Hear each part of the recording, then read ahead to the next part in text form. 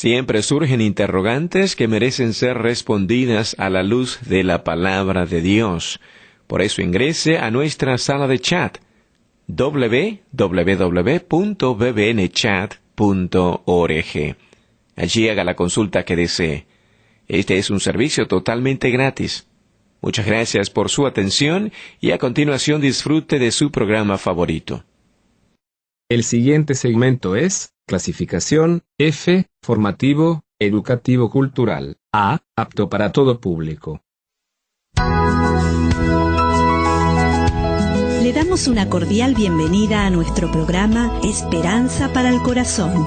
Es nuestro sincero deseo que durante los próximos minutos juntos usted pueda ser animado y equipado con las verdades de Dios para los problemas de hoy.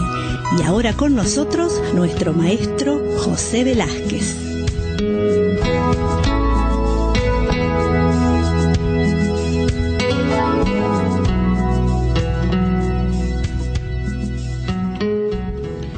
Continuamos hablando sobre la deidad de Cristo y luego vamos a enfocarnos en la importancia también de entender la humanidad de Cristo.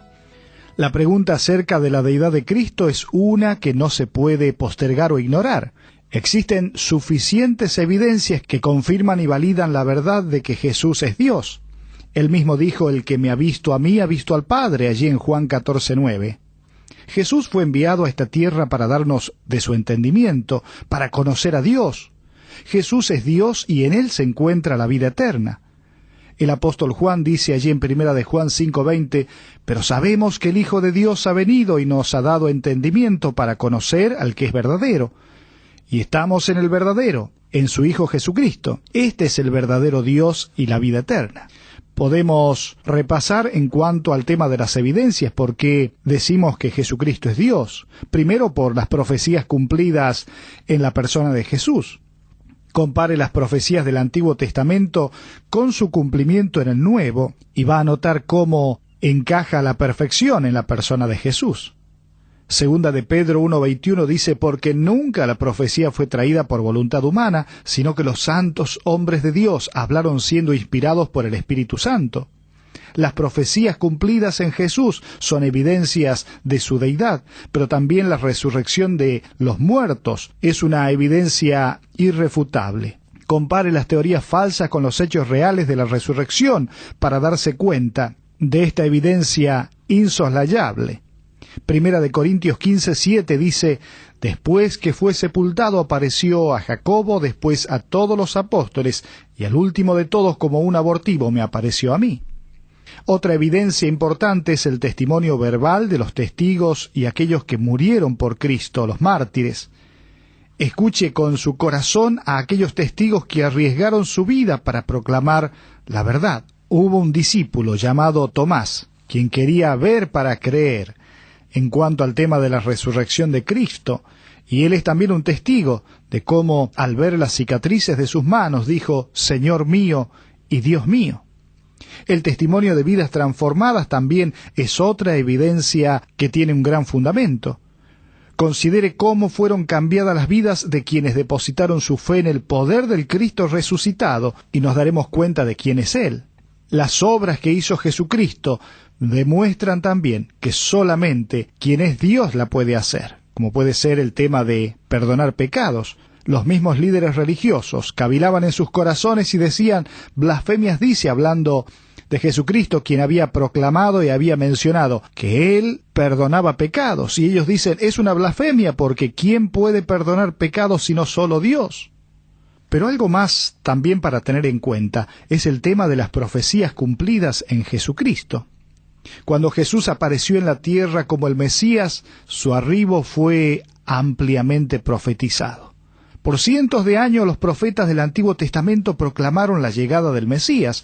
De hecho, cuando examinamos las profecías, nadie más que Jesús pudo haber cumplido todas ellas, y todas esas profecías provienen del corazón de Dios. Jesús no vino al mundo declarando abiertamente que Él era el Mesías y Dios en forma humana. Él hizo las obras que solo el Mesías y Dios podrían hacer. Sus opositores podrían haber rebatido todas las afirmaciones de Jesús acerca de su propia persona, pero no podían dejar de advertir la gran cantidad de obras milagrosas que hizo. Ahora, ¿qué hizo Jesús cuando estuvo en la tierra? Por un lado, Jesús hizo milagros. Jesús les dijo a las personas que reaccionaron ante sus palabras allí en Juan 32, «Muchas buenas obras os he mostrado de mi Padre, ¿por cuál de ellas me apedráis?» Hay una lista que vamos a mencionar, aunque es parcial, de los milagros de Jesús para darnos cuenta que sus milagros tuvieron y fueron unas credenciales para mostrar cuál era su procedencia, especialmente ante el pueblo judío que buscaba esas señales. Como por ejemplo, Él convirtió el agua en vino. Él dijo a sus discípulos dónde pescar muchos peces cuando habían tratado de pescar y no había. Él sacó demonios, Él calmó la tempestad, Él resucitó a los muertos, Él alimentó multitudes, aún caminó sobre el agua, proveyó dinero para el tributo, maldijo a la higuera estéril, Él se transfiguró delante de sus discípulos. Él predijo su muerte, predijo también su resurrección.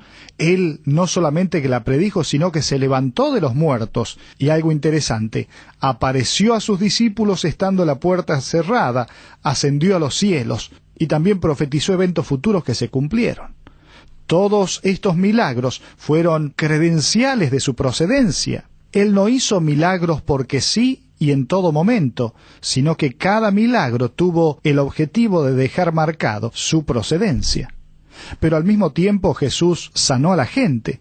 Lucas, el médico amado, autor del Evangelio de Lucas y del libro de los Hechos, atestiguó muchas veces la realidad del poder sobrenatural de Jesús para sanar a los enfermos. Dice Lucas en el capítulo 4:40, al ponerse el sol, todos los que tenían enfermos de diversas enfermedades los traían a él, y él, Jesucristo, poniendo las manos sobre cada uno de ellos, los sanaba.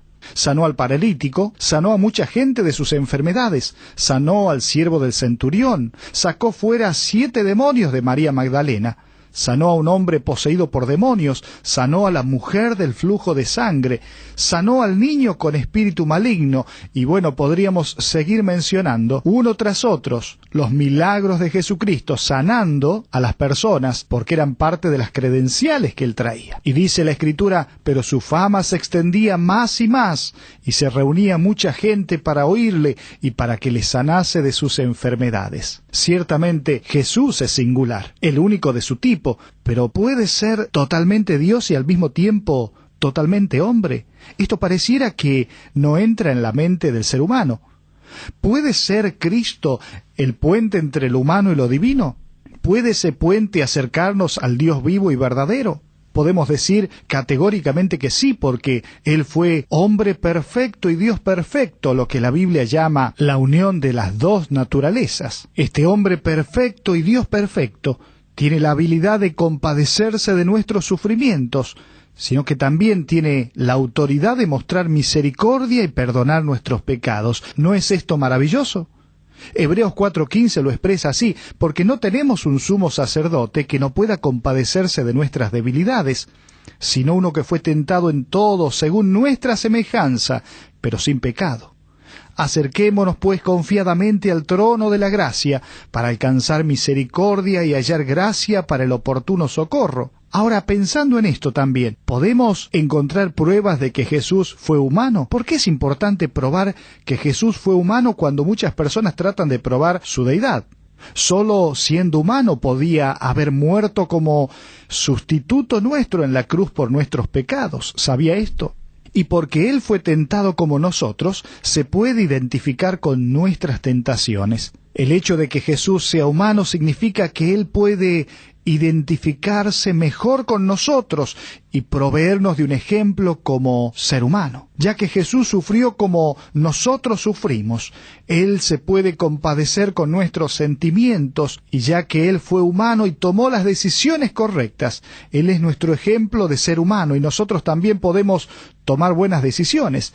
La Biblia habla de su humanidad de esta manera. Fíjese en Hebreos 2:17, dice así: por lo cual debía ser en todo semejante a sus hermanos para venir a ser misericordioso y fiel, sumo sacerdote en lo que a Dios se refiere, para expiar los pecados del pueblo, pues en cuanto él mismo padeció siendo tentado, es poderoso para socorrer a los que son tentados. Él como ser humano tuvo padres humanos, nació como un bebé, fue circuncidado según la costumbre allí en el pueblo judío, él creció en sabiduría.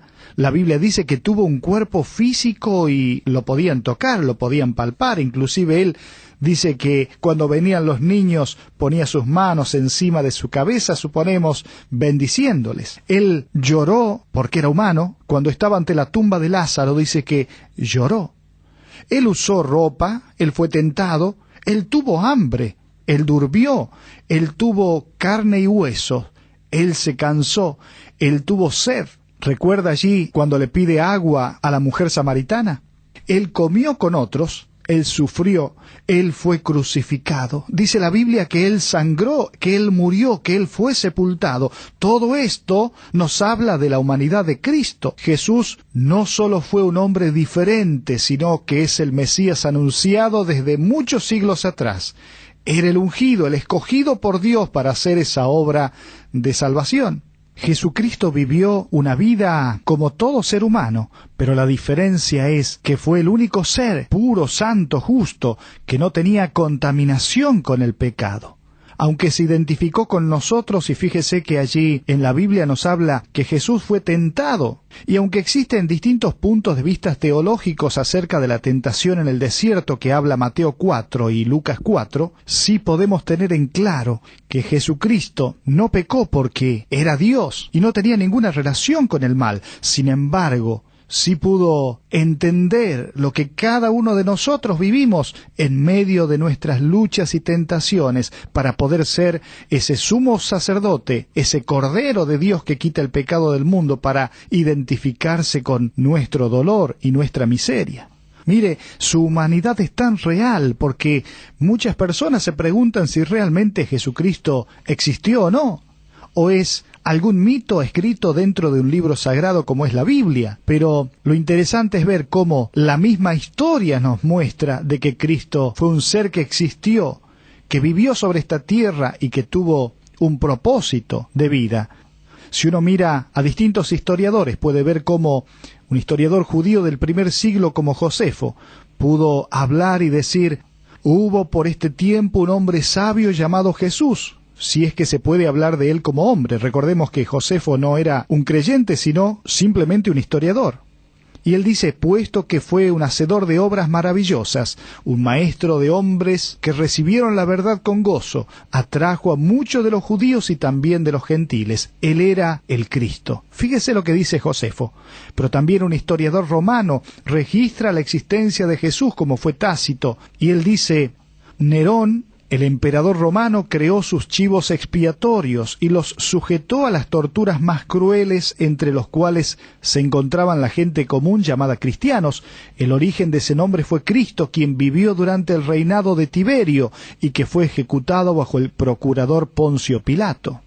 Pero además, un gobernador romano del primer siglo reporta acerca de los cristianos que adoraban a Cristo, como fue Plinio el Menor. Y él dice, hablando de su encuentro con cristianos: tenían la costumbre de reunirse en un cierto día antes del amanecer, cantaban himnos con versos a Cristo como a un Dios, y estaban unidos por juramento solemne, para no hacer obras de maldad, para nunca cometer fraude, para no cometer robo o adulterio, y nunca falsear su palabra, ni delatar alguna confidencia cuando eran llamados a confesar. La historia muestra a un Cristo que existió, un Cristo real, de carne y hueso, que hace más de 2000 años vino porque era necesario que Él en su humanidad ocupase su lugar y el mío allí en una cruz. Pero no solamente Jesús existió en la historia, sino que también fue más que un gran maestro, porque a veces podemos confundirnos y pensar que Jesús es uno más de los muchos maestros que han pasado por la historia. Y además han tenido y reunido seguidores que aceptan sus enseñanzas. Usted puede pensar en personas así como Buda, Confucio, Mahoma y otros más, grandes maestros, fundadores de religiones mundiales. Sin embargo, Jesús no es solo un hombre ni un maestro. Jesús es Dios humanado. Él hizo y todavía hace mucho más que cualquier líder religioso, porque Él no vino a fundar una religión, Él vino a establecer esa relación personal entre el Dios verdadero y el hombre imposibilitado por su decadencia y su pecado. Si uno examina los evangelios, los 4 evangelios, que literalmente significan buenas nuevas, buenas noticias, son 4 biografías acerca de estas buenas nuevas de la vida a través de Jesucristo. Cada uno de los escritores tuvo en mente a diferentes tipos de lectores y cumplió un propósito distinto al escribir. Todo fue guiado por el Espíritu Santo, pero fíjese que Mateo escribe a los judíos para mostrar a Jesús como el Mesías prometido. En Marcos se escribe a los romanos para demostrar que Jesús es el siervo obediente. En Lucas se escribe a los griegos para mostrar que Jesús es el hombre perfecto. Y en Juan se escribe a todo el mundo para mostrar que Jesús es el Dios Altísimo. Puesto que el propósito principal del Evangelio de Juan es demostrar que Jesús es Dios, vamos a hacer unas cuantas pinceladas mirando en este hermoso libro de Juan cómo se menciona a Jesucristo. Fíjese que en el capítulo 1 habla de Él como el Dios creador, el Verbo, que viene en forma humana. En el capítulo 2 habla del hacedor de milagros que profetiza su propia resurrección. En el capítulo 3 del Evangelio de San Juan aparece como el único Hijo que ofrece salvación. En el capítulo 4 aparece como el Mesías que sacia la sed con agua viva. En el capítulo 5 aparece como el Hijo de Dios que es igual al Padre. En el capítulo 6, Él se presenta como el pan de vida que alimenta no solamente a los 5.000, sino a todo aquel que tiene hambre espiritual. En el capítulo 7 aparece como el Cristo que asombró a los judíos con sus enseñanzas. En el capítulo 8, Él es la verdad que da libertad al pueblo, a un pueblo que está esclavizado y que está manejado por el príncipe de las mentiras. En el capítulo 9 encontramos a Jesús como la luz que sana la ceguera. En el capítulo 10 como el pastor que cuida de sus ovejas. En el capítulo 11 como la resurrección, que no solo levantó a Lázaro de los muertos, sino que tiene el poder de la resurrección.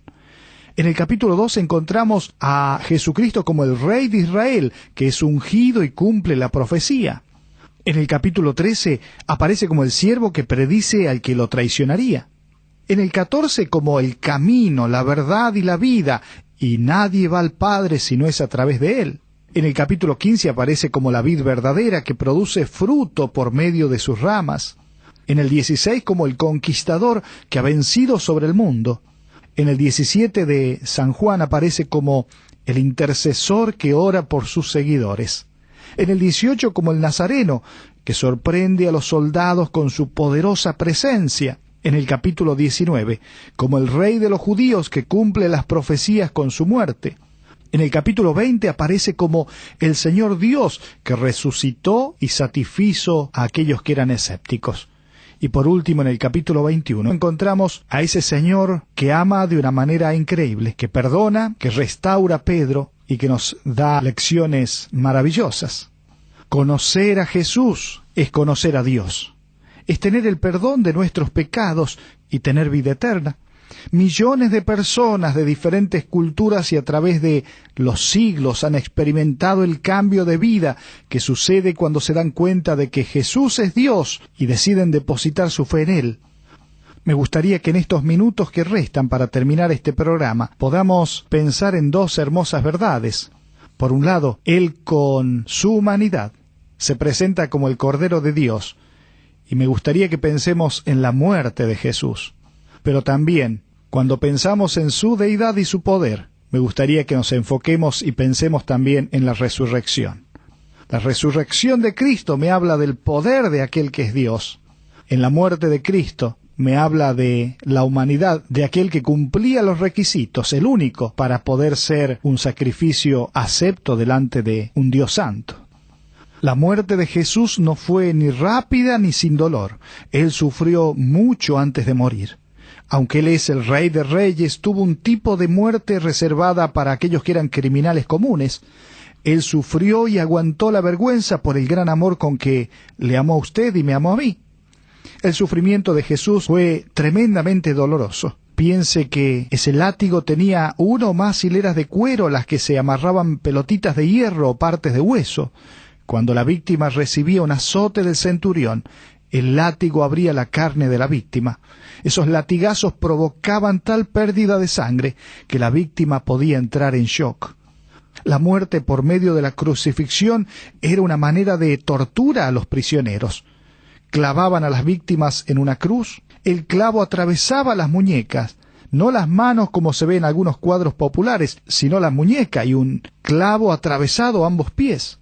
No se trataban de aquellos clavos pequeños que conocemos, sino de picos largos, lo suficientemente fuertes como para sostener el cuerpo de la víctima en la cruz. Todo el peso de la víctima colgaba de 3 puntos de donde había sido clavado a la cruz. El dolor era indescriptible. Pero también podemos decir que la muerte por crucifixión era una muerte vergonzosa y estaba reservada para los criminales. Aunque según la ley de los judíos cualquiera que fuera colgado de un árbol, lo mismo aplica a este término de crucifixión, era maldito por Dios. Por eso Gálatas 3:13 dice: Cristo nos redimió de la maldición de la ley, hecho por nosotros maldición, porque está escrito: maldito todo el que es colgado en un madero. Pero quiero decirle algo: cientos de años antes de la crucifixión de Cristo, alrededor del año 700 antes de Cristo, el profeta Isaías escribió acerca del siervo sufriente que murió por los pecados del mundo. Simplemente le menciono algunas cosas que dice Isaías y que en Cristo, aquel que estaba muriendo en una cruz, se cumplieron. Él era el Mesías que iba a ser desfigurado por el sufrimiento. Él era el Mesías que se iban a burlar, que no le iban a creer, que llevaría nuestras cargas, que iba a ser herido. Él era el Mesías que iba a convertirse en el sanador espiritual. El Mesías fue cortado, sufrió en silencio. El Mesías quita el pecado. El Mesías tuvo un comportamiento intachable, dice que no abrió su boca. Fue la ofrenda del pecado por el pueblo. Él llevó todos nuestros pecados. Fíjese, de una manera tan sencilla, Isaías describe lo que en Cristo, en su muerte, se cumpliría. Él fue rechazado. Sin embargo, Él era el Cordero de Dios que debía morir para cumplir las profecías, pero por sobre todas las cosas, por amor, para limpiar todos nuestros pecados, para ser el puente de unión con el Dios 3 veces santo. Por eso era importante la humanidad de Cristo, porque hacía falta alguien que fuese hombre, que fuese justo, que no tuviese una naturaleza caída, que entendiese al ser humano, pero que al mismo tiempo fuese una ofrenda acepta por Dios. Pero en estos minutos que quedan, también es importante entender que la resurrección de Cristo es fundamental. La esperanza del cristiano se basa en la resurrección de Jesús. Si Jesús no resucitó de los muertos, no hay victoria sobre la muerte o sobre el pecado. Estaríamos sin esperanza de vida eterna y de perdón de pecados. Por eso el apóstol Pablo dice allí en 1 Corintios 15:17, y si Cristo no resucitó, vuestra fe es vana, aún estáis en vuestros pecados. Han aparecido en el mundo películas intentando decir que el cuerpo de Cristo apareció y que no existe resurrección. Y aún teorías que todas son manejadas desde el mismo infierno por Satanás, tratando de ridiculizar la resurrección de Cristo. Y aún existen por lo menos 4 teorías diciendo que los discípulos robaron el cuerpo, que las mujeres se equivocaron de sepulcro, que simplemente la resurrección es una metáfora que indica la continuidad espiritual de Jesús en sus seguidores, o aún la teoría de que la resurrección de Jesús es solo una leyenda. Mire, Cristo resucitó. Si Él no hubiese resucitado, nuestra salvación sería en vana. Pero como Él es Dios, dice: tengo poder para poner mi vida y tengo poder para volverla a tomar. Esto es maravilloso. Él se levantó con poder, como las mismas Escrituras decían y como Él mismo lo profetizó, porque Él es Dios. Por eso es importante que usted entienda que la cristiandad no es solo una religión, sino que es una relación con Cristo el Salvador. Él quiere ser el dueño de su vida, cumplir el propósito para el cual usted fue creado. Jesús quiere darle salvación, vida eterna y la paz que sobrepasa todo entendimiento. Todo lo que Él pide es que se arrepienta de tratar de vivir su vida en sus propias fuerzas y le pida a Él que sea su Salvador y le entregue el control de su vida para que Él sea el Señor de su vida. Jesús provee salvación para usted. Dice la Biblia, en ningún otro hay salvación, porque no hay otro nombre bajo el cielo dado a los hombres en que podamos ser salvos. Jesús ofrece el perdón de sus pecados. Jesús es su abogado delante de Dios el Padre. Jesucristo es el sumo sacerdote, quien ofreció el único sacrificio necesario para pagar por todos sus pecados. Él lo quiere liberar de la condenación de Dios. Le quiere asegurar el amor de Dios. Le quiere atraer a la familia de Dios. Jesús le quiere dar la paz con Dios. Él dice, justificados pues por la fe, tenemos paz para con Dios por medio de nuestro Señor Jesucristo. Jesucristo ofrece descanso para su alma. Él dice, venid a mí todos los que estáis trabajados y cargados, y yo os haré descansar. Jesús provee un ejemplo para su vida. Jesús le da poder para vencer los hábitos del pecado. Jesús volverá otra vez para reunir a todos los hijos suyos y llevarlos a su presencia. Por eso, la evidencia es clara y no deja dudas. Jesús es 100% Dios y 100% hombre. Él murió por sus pecados, ofrece perdón y otorga la vida eterna a quienes confían en Él. Millones de personas han confiado en Él y han experimentado un cambio de vida y han recibido la vida eterna que solo Él puede ofrecer. Solo tiene usted que depositar su confianza en Él. Si usted sabe que necesita esa verdadera relación con Dios y se da cuenta que, en realidad, para usted Jesús era simplemente un personaje de la historia, pero no tiene nada que ver con su vida. Hoy Él quiere ser su Salvador, porque en el día de mañana, si no, Él será su juez. ¿Por qué no le dice, Dios, sé que necesito tu perdón? Reconozco que he pecado y que mi pecado merece un castigo. Jesús, gracias por morir por mis pecados en la cruz, por morir en mi lugar. Te pido ahora mismo que entres a mi vida para ser mi Salvador. Que me perdones todos mis pecados, que tomes el control de mi vida y que me hagas la persona que tú quieres que sea. En tu nombre. Amén. Que el Señor le bendiga a tomar esta decisión que es la más importante.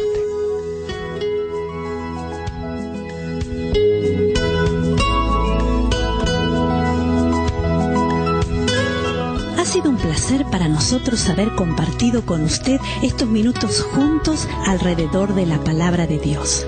Todo el material que usted escuchó hoy está a su disposición. Para más información, le invitamos a que visite la siguiente dirección: www.esperanzaparalcorazon.org. Esta es una producción de BBN.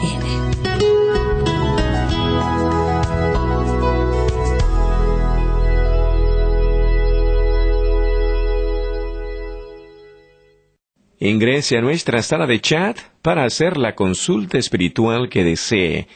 www.bbnchat.org. Este es un servicio totalmente gratis. Muchas gracias. Somos sus amigos de BBN.